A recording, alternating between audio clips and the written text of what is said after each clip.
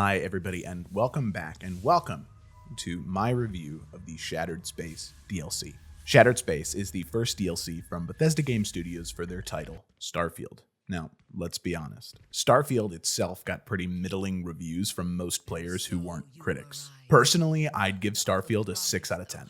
Not terrible, but not really great either. It's just fine.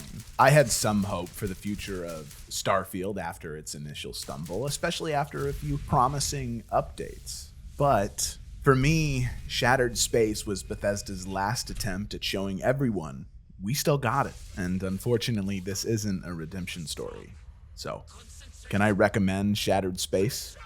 Well, let's go ahead and dive into the review and find out together. So, let's start off with a little bit of context. The story itself kicks off with a distress signal from the Oracle, a massive space station belonging to House Faroon. Naturally, as the protagonist, board the ship, despite the warnings not to. I brought along Andreja as my companion of choice, figuring her ties to House Faroon might spark some interesting commentary. Spoiler for the rest of the video, they did not. The space station is stranded due to a strange temporal anomaly caused by the grav drive. After fixing the ship and battling some corrupted House Faroon guards, the grav drive activates, transporting us to Verunakai, the homeworld of House Faroon. Once we land, we're immediately held at gunpoint, forced to explain how we arrived unannounced. Fortunately, a council member by the name of Malivor Dulkef intervenes and agrees to hear us out. Then things get weird. A temporal anomaly of the current leader of House Faroon appears, begging the Great Serpent for aid, repeating the chilling phrase, "All must serve." Strangely, we're the only ones who can hear him, which shocks Malibor when we tell him. Because of this, he offers us an unprecedented chance to join House Faroon and become a Vindicator. And thus begins our journey through the Serpent's Pass, a rite of passage to join House Faroon and prove our worth. The setup itself is intriguing. I mean, political games, sacrifices for power, and this, usual Game of Thrones style betrayal. But sadly, that's where the intrigue dies. After the first few missions, the story just falls apart. It becomes this jumbled mess, constantly switching between genres: political thriller, horror, murder mystery, sci-fi, and action hero. The lack of consistency is what really kills it. The best stories either stick to a cohesive narrative style and genre or blend them with finesse. Shattered Space, though, it's 5 different stories, each one half-assed and none fully developed. In terms of the missions and quests, Shattered Space took me about 7 hours to complete over 5 play sessions, and frankly, it felt like a slog.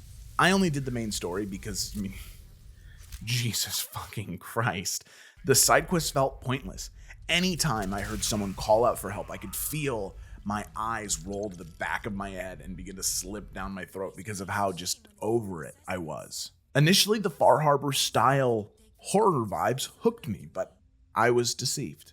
Now, the rest of what I'm going to talk about is going to have some spoilers for the end game of the DLC, so if you'd like to skip that, skip to this timestamp on the screen now.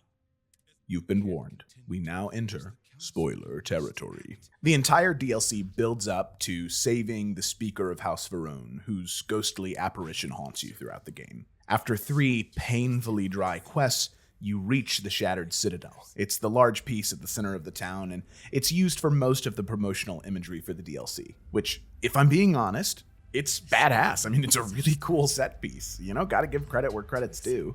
But going into the Shattered Citadel, that's when things start to go sideways. Eventually, you find out that the Speaker's grand plan is to create a super army capable of teleportation and reignite the Serpent's crusade for Varun's glory. Sounds cool, right? The issue is there's no build-up to this whatsoever.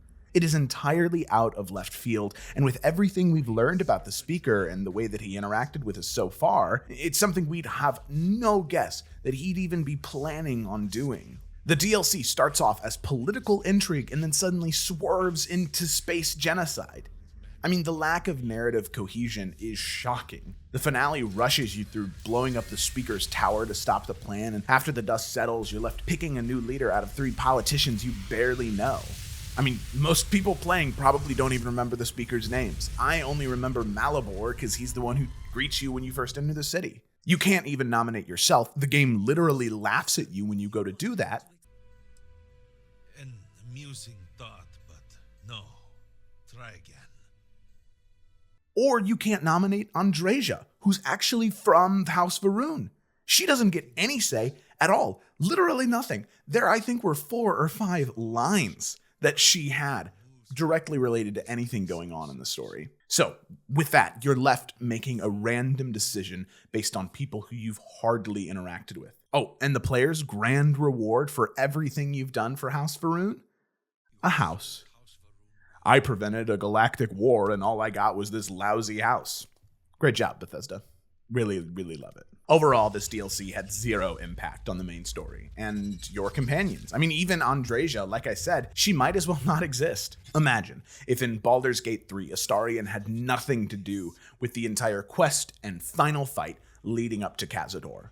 I mean, that's what this feels like. The whole experience is disjointed, jarring, and a mess. Now, in terms of new locations and exploration, I've touched on this already, but I mean, holy hell, the vibes in Shattered Space are spot on. The sci-fi horror thriller aesthetic really shines with this eldritch-like monsters that linger on the fear of the unknown. When I first landed on Darza, the capital city of Arunakai, I audibly gasped. It was one of those rare moments where the trailers didn't do it justice. And for a brief moment, I really felt genuinely excited to explore.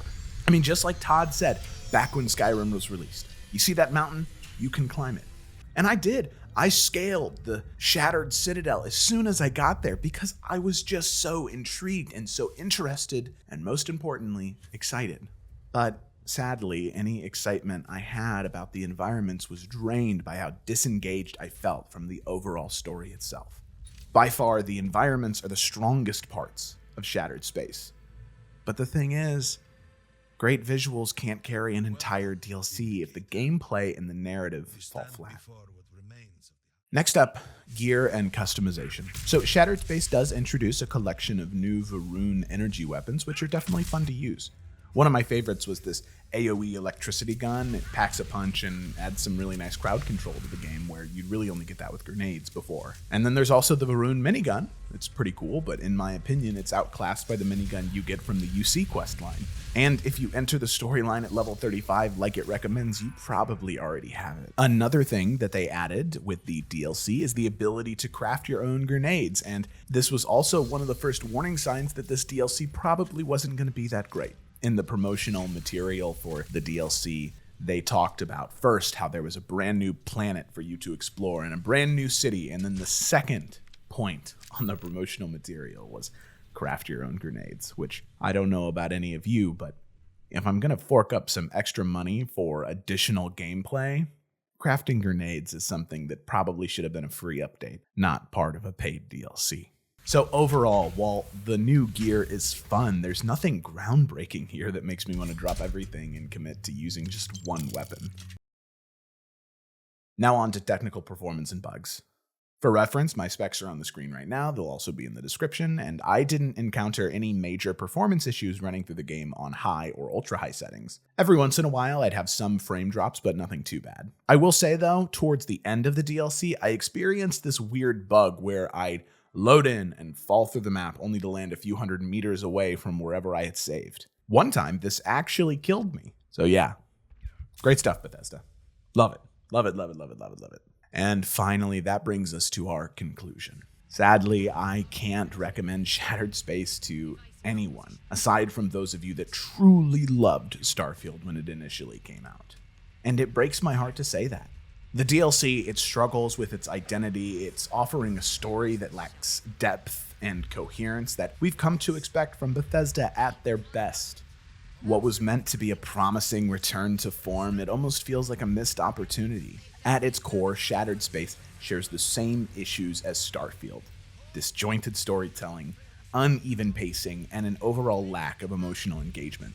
This is a far cry from the glory days of Shivering Isles or Dragonborn.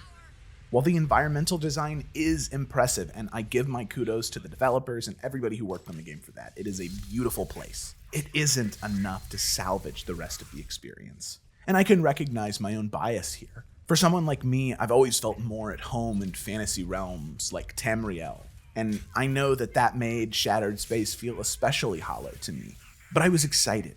thinking that this might be Bethesda's chance to remind us why we fell in love with their games in the first place. But every play session after those first few hours felt like a chore, and the further I progressed, the more disconnected I felt from not just the world, but the story too. As a longtime Bethesda fan, it's tough to admit the future of the studio isn't looking very bright. Especially that of Elder Scrolls 6 feels uncertain. No one else makes open world RPGs like Bethesda used to, where you could create your own character and lose yourself in the world forever. Now we're stuck in this endless vacuum of space, relying on modders to patch up what was once the studio's greatest strength. Thanks for watching, everybody. I hope you enjoyed this review of Shattered Space. If you liked the video, don't forget to subscribe. It does really help out the channel. I'm curious to hear your thoughts on the DLC, so drop those in the comments below. And I will address this now at the end of the video, but I'm sure people probably already commented it. Yes, I am sick. Yes, my voice does sound like this right now. This isn't edited. I'm not intentionally lowering my voice or anything. It's just the way I sound right now. So be sure to tune in next week for more mod reviews, a review of the Apostasy mod pack for Skyrim, and who knows what else the future holds for us. So thanks for watching, and we'll see you in the next one.